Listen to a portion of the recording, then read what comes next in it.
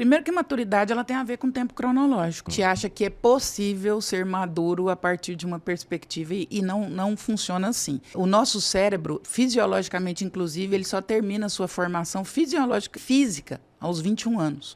Então é até não esperado que alguém não tenha todas as condições daquilo que a gente chama de maturidade antes disso. Então, para começar por aí. Maturidade tem muito a ver com equilíbrio e com não fugir daquilo que a gente determinou para a nossa própria vida. Mas principalmente equilíbrio. Para mim, imaturidade tem a ver com desequilíbrio. Então, eu percebo nos negócios, na vida, nas crenças, as pessoas extremamente fora do próprio eixo. Então, assim, maturidade tem a ver com equilíbrio. O que você determinou para a sua vida? O que você determinou para os seus sonhos? Aonde você quer chegar? Isso está andando de acordo com o que você percebe, do que você determinou?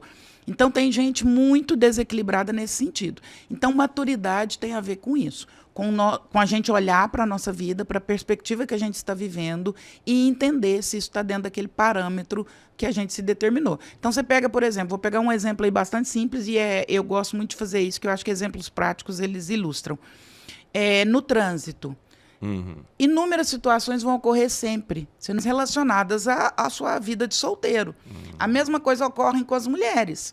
Mulheres que querem ter comportamentos de vida de solteiro, e aqui não estou falando de princípios morais, estou falando de princípios éticos. Ninguém te obrigou a casar, foi uma escolha. Só que antes de você escolher, você sabia o que você estava fazendo? Porque o casamento ele tem alguns princípios que são inegociáveis.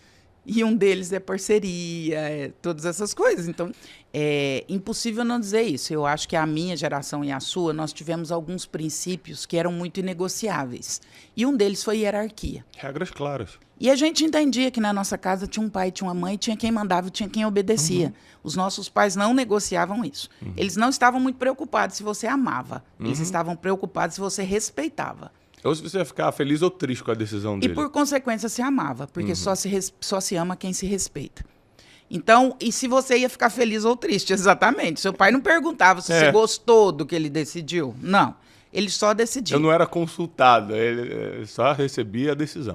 Então, a gente vem de uma geração que não aprende autoridade em casa. Não aprende quem manda, quem obedece, quem dita as regras. E aí ela vem para a empresa na mesma perspectiva. Outro dia, uma pessoa que trabalha comigo foi muito engraçada. Eu perguntei a agenda do podcast do mês, né? Ela falou assim, ué, mas você não lembra da agenda? Eu falei, Anjo, eu já te pago para isso. Se eu tivesse que lembrar tudo, eu não precisava de você. Se eu tivesse que lembrar tudo, você seria dispensável. Então, assim, até o que você vai dizer, você precisa pensar. Para. Assim, isso na minha casa foi muito claro, até porque meu pai era militar. É o meu também. Então, assim, isso nós aprendemos de forma muito... E aí vem essa geração para a empresa, ela entra repetindo o modelo que ela vivenciou na casa dela. Um modelo sem hierarquia, um modelo onde ela desejava, um modelo onde ela escolhia, um modelo onde ela era consultada. Raramente eu saía para comer fora porque a gente não tinha muito dinheiro para isso, meus pais. Mas quando saía, a gente não escolhia nem o que ia comer. O cardápio era determinado pelos meus pais. Claro. Hoje os pais são reféns dos filhos. Eles perguntam para os filhos, nós vamos comer onde? O filho decide até o restaurante.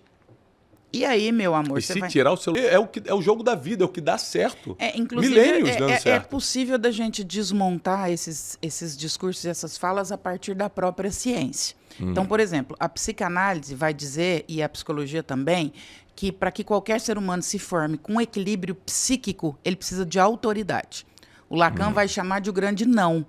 Isso não é sobre igreja. Isso é sobre ciência. Um ser humano que cresce sem uma voz que coloque limite, sem uma voz que coloque autoridade, ele não vai ter equilíbrio psíquico para que ele possa existir. Há papéis, isso é coisa de religião. Também não é coisa de religião. A ciência também vai dizer que um filho, para que ele tenha saúde emocional, ele precisa de uma figura, que não necessariamente vai ser a mãe, uma figura materna e uma figura paterna. Que os dois são necessários para que esse ser humano possa crescer de forma estável. Por que o pai e a mãe são necessários e por que esses papéis claros são necessários? A mãe é quem protege a vida, o pai é quem empurra para a vida. Então, isso não é sobre religião, isso é sobre necessidade biológica. Nós somos o único ser na face da Terra, o único bicho que nasce incompleto. Todos os outros bichos, depois de parido, ele está pronto. A mãe pode abandonar. Todos. A vaca, a girafa, qualquer um. O único ser humano, o único bicho na face da Terra que precisa de tutoria é o ser humano. Durante pelo menos 21 anos. Qual tutoria? De uma figura materna e de uma figura paterna. Isso é a biologia que está contando. Isso não é um discurso religioso. Então, essas necessidades, elas são muito claras e elas são inegociáveis, que é muito do que você trouxe. É do jogo da vida. E existem princípios que são inegociáveis. Ah, mas eu sou mãe solo. Eu não tenho um pai presente. Ok, o seu filho vai crescer, ele vai vencer na vida, só que sim. E o que nos diferencia? Pelo raciocínio. A grande maioria das pessoas só usa o reptiliano e o límbico. A grande maioria das pessoas não pensam. Uau. Ou agem como bichos, ou agem pela via das emoções. Foi muito interessante, eu fui agora na Europa e eu queria muito conhecer a Pietà, que eu acho maravilhosa aquela escultura. E aí, quando eu voltei, eu falando isso em terapia com a minha psicanalista, e ela falou assim, você chorou lá na Pietà? Eu falei, não, você acredita?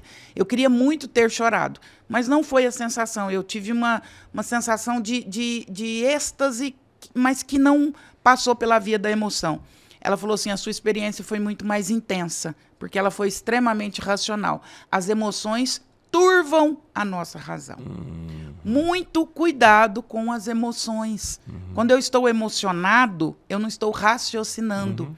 A grande maioria das pessoas e a grande maioria das decisões, eu gosto muito dessa teoria do cérebro trino, porque ela é muito fácil de entender e as pessoas se veem nela. A grande maioria das pessoas decidem ou pelo reptiliano ou pelo límbico. Perceba, seu filho faz uma situação. Eu digo, por exemplo, em relação à surra, bater em criança. André, é certo bater, é errado bater? Não sei. Eu vou te dar uma fórmula. Seu filho fez um negócio errado hoje, espera amanhã. Se amanhã você continuar com vontade de bater. Se você bater hoje, você vai bater com raiva. É sobre você, não é sobre a criança. Ou você vai bater num mecanismo de luta e fuga por punição. Se isso chegar à sua razão e você entender que essa punição física faz sentido no outro dia, aí você toma essa decisão. A maioria das decisões deveriam passar por aí. Não deveriam passar nem pelo mecanismo de luta e fuga ou pelo reptiliano, nem pela emoção. Elas deveriam passar pela razão. Eu diria que nós estamos perdendo muito. Você foi muito feliz na sua fala. Os outros animais, eles nasceram prontos, mas eles não nasceram com a capacidade de raciocínio. Essa foi o grande plus que Deus nos deu. Deus, é como se Deus dissesse, né? Se é que a gente pode dizer isso. Vocês vão nascer totalmente despreparados, vocês vão demorar um tempo para estarem preparados, mas em compensação eu vou dar para vocês um upgrade que eu não dei para ninguém. Eu vou dar a capacidade de pensar. A grande maioria não está usando o upgrade que Deus deu. A grande maioria está decidindo via emoção ou via luta e fuga. Esse não é o nosso melhor caminho. A gente se aproxima muito de um animal quando a gente faz isso.